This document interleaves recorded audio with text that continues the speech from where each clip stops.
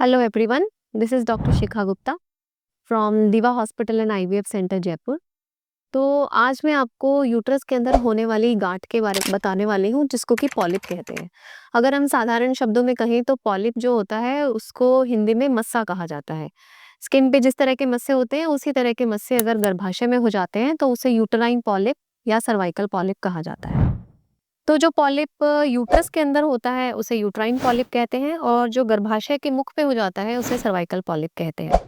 इसका क्या महत्व है? ज़्यादातर पेशेंट्स को नहीं पता होता कि उनको पॉलिप है।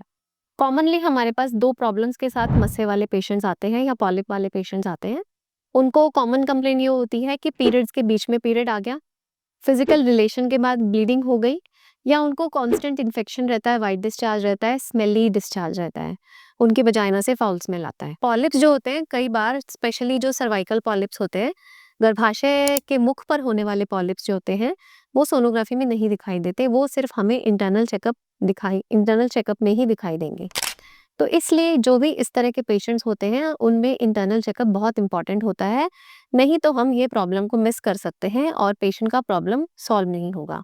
बिकॉज पेशेंट सबसे ज़्यादा इस स्ट्रेस में आते हैं कि फिजिकल रिलेशन के बाद ब्लड आ गया और वो जब गूगल करते हैं तो उन्हें पता चलता है कि फिजिकल रिलेशन के बाद ब्लड आने का मतलब कैंसर की एक संभावना हो सकती है। तो वो काफ़ी स्ट्रेस में रहते हैं और कंफ्यूज्ड रहते हैं कि क्या प्रॉब्लम है, क्या उन्हें कैंसर तो नहीं हो गया। तो इसीलिए पेशेंट का इंटरनल चेकअप दोनों ही चीज़ों को देखने के लिए ज़रूरी होता है कि पेशेंट के गर्भाशय के मुख पे कैंसर, क्या पेशेंट के गर्भाशय के मुख पे कोई मस्सा या कोई मामूली गांठ। मस्सा वैसे अगर देखा जाए तो एक मामूली गांठ ही होती है, वो कोई बहुत सीरियस मैटर या कोई आगे जाके बड़ी प्रॉब्लम होने के चांसेस उसमें नहीं होते। पर लेकिन जब तक मस्सा रहता है उसकी वजह से ब्लीडिंग का इश्यू, इन्फेक्शन का इश्यू और कभी-कभी तो ये गांठें अगर अनरिकॉग्नाइज्ड रहे, पता ना चले, तो ये कम कभी-कभी 4-5 सेंटीमीटर, 6 सेंटीमीटर की भी मस्से हो जाते हैं। 1-2 बार तो मैंने ऐसे देखा है, मेरे पास पेशेंट आया ओपीडी में भागते-भागते इमरजेंसी में कि मैम पता नहीं बॉडी में से क्या निकल रहा है, क्या निकल रहा है? तो देखा कि वो तो पॉलिप था। शायद उसको बहुत लंबे टाइम से रहा होगा, तो पहले उसने इग्नोर कर दिया अपनी प्रॉब्लम्स को और फिर जब वो एकदम से बहुत बड़ा गाँठ जो उसको बाहर आती हुई दिखाई दी तो वो शी वाज़ स्कैर्ड। ऐसे ही सिमिलरली बहुत बार पॉलिप कुछ लोग होते हैं जिनको ब्लीडिंग होती रहती है, वो उसको इग्नोर कर देते हैं और फिर सडनली पेशेंट फिर एक दिन इमरजेंसी में आता है कि बहुत सारा ब्लड निकल गया। 300-400 एमएल ब्लड एक साथ आ गया, तो पूरी फैमिली घबरा जाती है। तो जो पॉलिप्स होते हैं, इन पॉलिप्स को सॉल्व कैसे करा जाता है? तो इनका कोई मेडिकल ट्रीटमेंट नहीं होता। इनके लिए हमेशा पेशेंट को सर्जरी ही एडवाइस की जाती है। जो सर्जरी होती है वो बहुत ही सिंपल सर्जरी होती है और दूरबीन द्वारा की जाती है, जिसको कि हम हिस्ट्रोस्कोपिक पॉलीपेक्टमी कहते हैं। जो ये हिस्ट्रोस्कोपिक पॉलीपेक्टमी प्रोसीजर होता है, ये बहुत ही साधारण होता है। हालाँकि इसमें जो औज़ार या इंस्ट्रूमेंट यूज़ किए जाते हैं, वो काफ़ी कॉम्प्लेक्स होते हैं। बट लेकिन मॉडर्न टेक्नोलॉजी ने पेशेंट को ये एडवांटेज दिया है कि इस तरह के प्रोसीजर्स करके पेशेंट को परमानेंटली ट्रीट किया जा सकता है। नहीं तो पुराने टाइम में ऐसा होता था कि पॉलिप का पता ही नहीं चलता था या पॉलिप अगर दिखता था तो उसको हम सिंपली इंस्ट्रूमेंट से एवल्स करके खींच के निकाल देते थे या फिर पेशेंट की डीएनसी हो जाती थी। तो कई बार जो इस तरह के पॉलिप्स होते थे हाफ रिमूव होते थे और हाफ रिमूव नहीं होते थे और वो जो पेशेंट्स थे कई बार सोचते थे कि हम डीएनसी के बाद ठीक हो जाएंगे, वो ठीक ना हो नहीं होते थे और फिर उनकी फाइनली यूट्रस की सर्जरी या गर्भाशय का ऑपरेशन हो जाता था।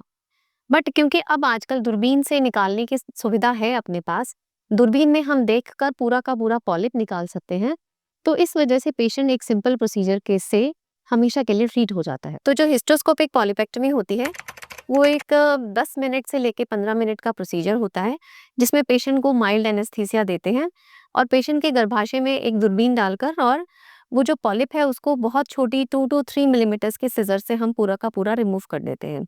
पेशेंट जो होते हैं उनके बॉडी पे कोई कट नहीं आता, पेनलेस प्रोसीजर होता है, हल्का-फुल्का पेन घर पर होता है जो बेयरेबल होता है। पेशेंट को कोई छुट्टी लेने की ज़रूरत नहीं है, कोई उसको एक्टिविटी रेस्ट्रिक्शन की ज़रूरत नहीं है। पेशेंट नेक्स्ट डे से अपना जॉब रिज़्यूम कर सकते हैं। पेशेंट को कोई एक्स्ट्रा प्रिकॉशंस नहीं लेने पड़ते। सिंपल थोड़े बहुत एंटीबायोटिक्स और मेडिसिन्स देते हैं। 7 डेज़ बाद पेशेंट को फ़ॉलो-अप बुलाते हैं। वो भी इसका पर्पज़ ये होता है कि पेशेंट की जो पॉलिप हमने निकाली थी उसका बायोप्सी क्या आया। ज़्यादातर केसेज़ में 99.9% केसेज़ में तो वो सिंपल पॉलिप्स होते हैं जिसके लिए फर्दर आगे कोई दवाई देने की ज़रूरत नहीं होती और पेशेंट परमानेंटली ठीक हो जाते हैं। तो ये थी पूरी पॉलिप की कहानी और मैंने पॉलिप के बारे में वीडियो इसलिए बनाया क्योंकि लास्ट मंथ मैंने अराउंड 7 टू 8 पेशेंट्स पॉलिप्स के देखे। तो वो पॉलिप के नाम से और सर्जरी के नाम से बहुत ज़्यादा डर गए थे। तो मेरा पॉलिप के लिए ये वीडियो बनाने का पर्पज़ यही था कि polyp is a simple non cancerous condition, एक सिंपल साधारण नॉन कैंसरस मतलब एक सिंपल बीमारी है जिसमें कोई कैंसर होने की संभावना नहीं होती। इसका जो ऑपरेशन है वो बहुत महँगा नहीं होता। इसके लिए कोई कट या किसी तरह की कोई दिक्कत नहीं आती। इसके लिए कोई अलग से आपको बहुत ज़्यादा प्रिकॉशन लेने की या दवाइयाँ लेने की ज़रूरत नहीं होती और आप परमानेंटली अपनी प्रॉब्लम से फ्री हो जाते हैं। Thank you.